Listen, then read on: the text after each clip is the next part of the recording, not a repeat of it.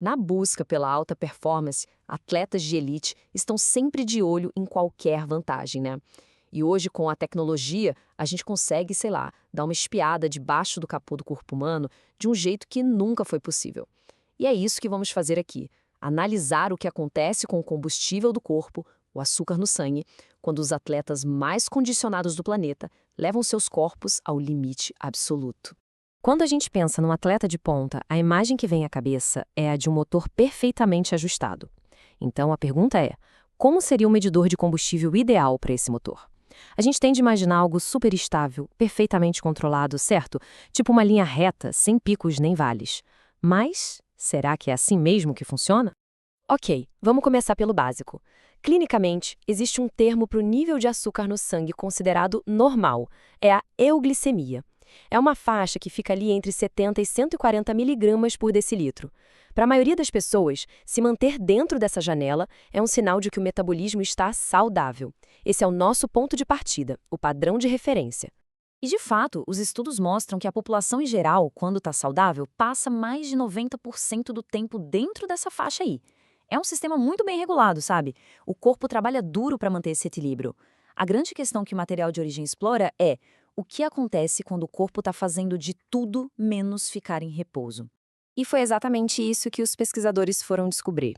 Eles colocaram monitores contínuos de glicose em atletas de elite durante tentativas de quebrar recordes mundiais, para ver o que realmente acontece com o combustível deles sob um estresse extremo.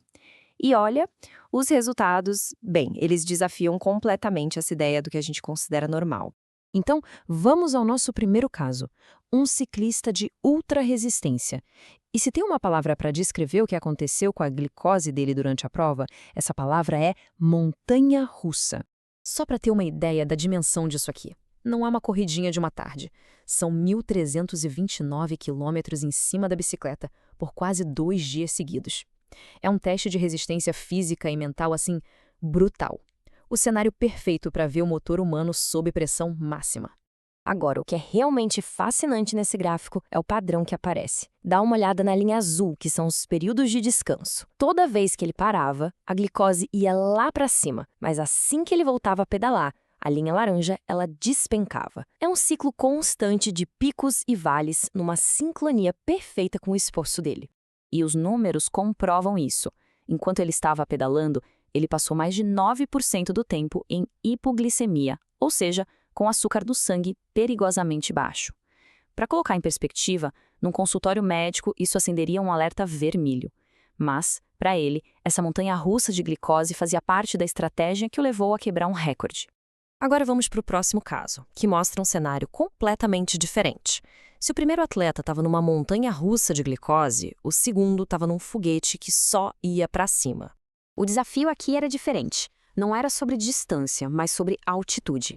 O atleta tinha que subir e descer a mesma ladeira várias e várias vezes até acumular a elevação do Monte Everest. Foi um esforço contínuo e de altíssima intensidade por quase 7 horas. E este gráfico mostra um perfil totalmente oposto. Olha só a linha laranja da glicose. Ela não oscila. Ela sobe com tudo no início e simplesmente fica lá em cima, bem acima da faixa normal, durante a prova inteira. Não tem queda, não tem vale, só um platô constante de açúcar no sangue nas alturas.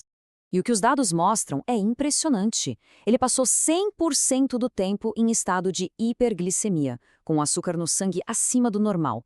100%, de novo. Num check-up médico, isso dispararia todos os alarmes, mas ali, naquele contexto, foi a chave para o desempenho recorde dele. Então, por que essas duas respostas foram tão diferentes? A resposta está na estratégia de abastecimento. O primeiro ciclista comia só quando parava para descansar, o que criava aquele ciclo de sobe e desce. Já o segundo atleta se abastecia o tempo todo, durante o pedal, consumindo uma quantidade enorme de carboidratos, quase 150 gramas por hora. Basicamente, ele mantinha o tanque de combustível dele transbordando. Agora, vamos para o nosso último caso. E este aqui é um verdadeiro quebra-cabeça da fisiologia. Esquece o ciclismo. Agora a gente vai para as profundezas do oceano, onde as regras do metabolismo parecem ser totalmente reescritas. Este atleta fez um mergulho de apneia a 93 metros de profundidade, segurando a respiração por quase 4 minutos. E aqui vem o detalhe crucial, que torna tudo tão fascinante. Ele estava em jejum há 12 horas. Ou seja, ele não comeu nada, zero combustível entrando no sistema. E aí, olhando este gráfico, a coisa fica estranha. Depois do mergulho, a glicose dele, a linha azul, não cai. Ela dispara para níveis super altos, como se ele tivesse acabado de comer um banquete de carboidratos. Mas ele não comeu. Da onde veio toda essa glicose? A pista para resolver esse mistério está em outro marcador de estresse, o lactato. Este gráfico de barras mostra que depois do mergulho, os níveis de lactato dele explodiram, subindo quase 20 vezes. Ao mesmo tempo, a glicose também disparou. O corpo estava claramente em modo de emergência. A explicação é uma adaptação de sobrevivência incrível. O estresse da falta de oxigênio foi tão intenso que o corpo ativou um plano de emergência. Ele pegou o lactato, que é o subproduto do esforço, e o reciclou, convertendo em glicose para garantir que o cérebro tivesse combustível. Basicamente, o corpo fabricou o próprio açúcar, a partir do nada. Então, o que a gente aprende com essas 3 histórias tão diferentes? Uma montanha russa de glicose, um platô de hiperglicemia e um pico de açúcar que veio do estresse. Todas essas situações levaram a recordes mundiais. Isso nos força a repensar o que realmente significa normal. Como os próprios pesquisadores concluem, os níveis de glicose em atletas de elite podem, e de fato se desviam, e muito, do que a gente considera normal. O que parece uma anomalia num gráfico é, na verdade, uma resposta fisiológica super especializada e intencional, ajustada para a demanda daquele momento. E este é o ponto principal. Nenhuma dessas leituras anormais foi um sinal de falha. Pelo contrário, eram componentes essenciais de performances que estabeleceram recordes mundiais. O corpo deles não estava quebrando, estava se adaptando de maneiras extraordinárias para atender a demandas extraordinárias. Então, o que a gente tira disso tudo? Primeiro, a resposta da glicose depende totalmente da atividade. Segundo, o que parece anormal pode ser uma adaptação brilhante do corpo. Terceiro, os manuais de medicina nem sempre se aplicam a um atleta no auge da performance. E, finalmente, e talvez o mais importante, o contexto é tudo. E isso tudo nos deixa com uma pergunta para refletir. Se os limites do que é fisiologicamente normal são tão flexíveis no topo da performance humana, o que isso significa para o resto de nós? Como isso muda a maneira como olhamos para os números em nossos próprios relógios e aplicativos de saúde? É algo para se pensar.